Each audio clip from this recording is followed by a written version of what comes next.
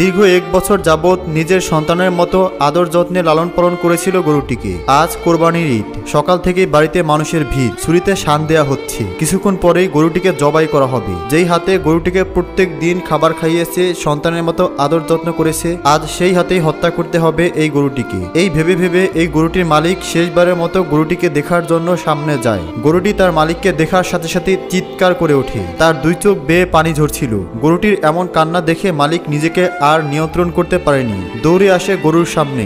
এমন হৃদয় বিদারক দৃশ্য দেখে গরুটির মালিক তার সিদ্ধান্ত বদলে নেয়। তিনি সকলকে বলে ওঠেন, অনেক হয়েছে, আর না, এই গরুটিকে আমি বেঁচে থাকতে হত্যা করতে দেব না। তখন সেখানে থাকা সকলে বলে ওঠে, কি পাগলের মতো বলছেন আপনি? এটা তো মহান আল্লাহ তাআলার হুকুম, আপনি কেন বাধা দিচ্ছেন? তখন গরুটির মালিক কেঁদে কেঁদে বলে ওঠে, মহান আল্লাহ তাআলার হুকুম আমি অবশ্যই পালন করব, তবে এই গরুটির উপরে নয়। আমি এখনই অন্য একটি গরু কিনে আনবো এবং মহান আল্লাহ তাআলার হুকুম পালন করে সেটিকে কোরবানি করব, কিন্তু এটিকে নয়। তখন সমস্ত মানুষ জিজ্ঞেস করে, আপনি কেন এমনটি বলছেন? কেন এই গরুটিকে আপনি কোরবানি দিতে রাজি হচ্ছেন না? এই কথা শুনে গরুটির মালিক চোখ দিয়ে পানি ছড়ায় এবং বলতে শুরু করে, মা মরা এই গরুটি জন্মের সময় তার মাকে হারায়। প্রচন্ড অপুষ্টিতে ভুগছিল। জন্মানোর পর কোনো নড়াচড়া হচ্ছিল না। সবাই বলছিল মায়ের সাথে সাথে বাচ্চাটিও হয়তো গর্ভেই মারা গেছে। কিন্তু একটু পরেই তার হাত পা নড়ে ওঠে। আমরা আশার আলো দেখতে পাই। পছন্দের বিশাল বড় গরুটি মারা যাওয়ার পর তার শেষ চিহ্নটিকে বুকে জড়িয়ে সেদিন আমরা অনেক কান্না করেছিলাম। অন্য গাভীর দুধ কিনে এনে নিজ হাতে ফিডার করে নিজের সন্তানের মতো বাচ্চাটিকে দুধ খাওয়াতাম,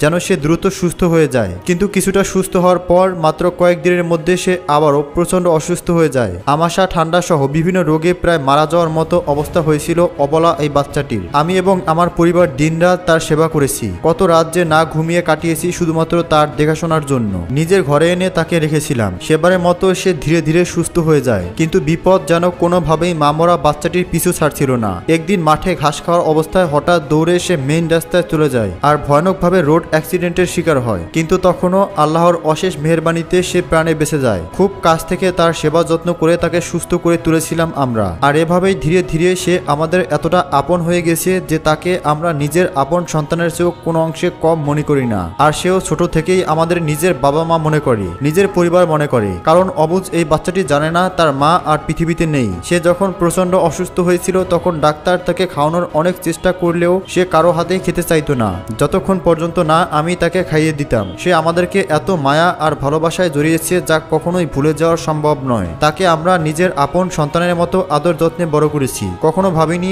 এমন একটা দিন দেখতে হবে। এমন ভয়াবহ দিনের জন্য মোটেও প্রস্তুত ছিলাম না। যেখানে আমি নিজ হাতে সেবা যত্ন করে ভয়ানক বিপদ থেকে তার জীবন বাঁচিয়েছি, সেখানে আমি নিজেই কিভাবে তার গলায় ছুরি চালাবো? আমি নিজের হাতে কিভাবে আমার সন্তানের মতো লালন পালন করা এই প্রাণীটির গলায় ছুরি চালাবো? আমার পক্ষে কোনোভাবেই সম্ভব নয়। মা মরা এই বাচ্চাটির জীবনে অনেক কষ্ট করেছে। বারবার মৃত্যুর মুখ থেকে মহান আল্লাহ তাআলা তাকে ফিরিয়ে এনেছে। তাই আমি চাই এবারও সে মহান আল্লাহ তাআলার রহমতে এমন ভয়ানক মৃত্যুর হাত থেকে প্রাণে বেঁচে যাক, আর বাকি জীবনটা সে একটু শান্তিতে কাটাক। সে বেঁচে থাকুক আর আমার কাছেই থাকুক। আমি তার পরিবর্তে অন্য গরু কিনে এনে কোরবানি করব। এই কথা শুনে আশেপাশে থাকা মানুষ তাকে বুঝিয়ে বলে, দেখুন, আপনি এটাকে খুবই আদর যত্নে নিজের সন্তানের মতো বড় করেছেন। নিঃসন্দেহে আপনার সাথে তার অনেক আবেগ এবং মায়া জড়িয়ে আছে। কিন্তু ভালো করে জেনে রাখুন, কোরবানি হচ্ছে মহান আল্লাহ তাআলার আদেশ, যেটা মহান আল্লাহ তাআলার সন্তুষ্টির জন্য করা হয়। আপনি হয়তো জানেন, হযরত ইব্রাহিম আলাইহিস সালাম শুধুমাত্র আল্লাহর সন্তুষ্টির জন্য নিজের একমাত্র সন্তানকে আল্লাহর হুকুমে কোরবানি করতে প্রস্তুত হয়ে গিয়েছিল। কিন্তু সেদিন যদি হযরত ইব্রাহিম আলাইহিস সালাম নিজের সন্তানকে কোরবানি করত,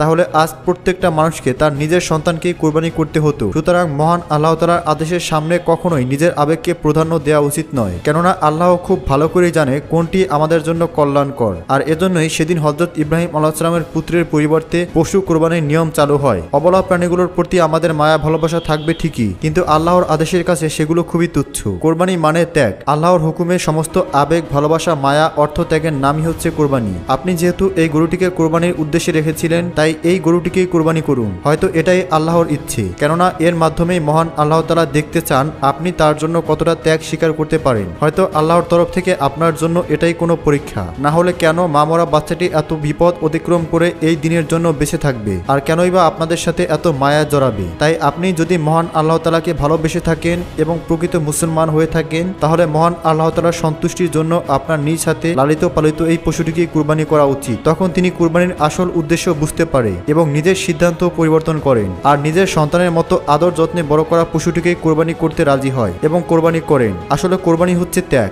মহান আল্লাহ তাআলার প্রতি ত্যাগ ত্যাগ স্বীকার করা। সুতরাং আমাদের প্রত্যেকটা মুসলমানেরই উচিত মহান আল্লাহ তাআলার হুকুম পালন করা। তার হুকুমের চেয়ে বড় কিছুই হতে পারে না। হে আল্লাহ, আমাদের সকলকে দাজ্জালের ফিতনা থেকে রক্ষা করুন। কমেন্টে লিখুন আমিন। ভিডিওটিতে লাইক করুন। ধন্যবাদ।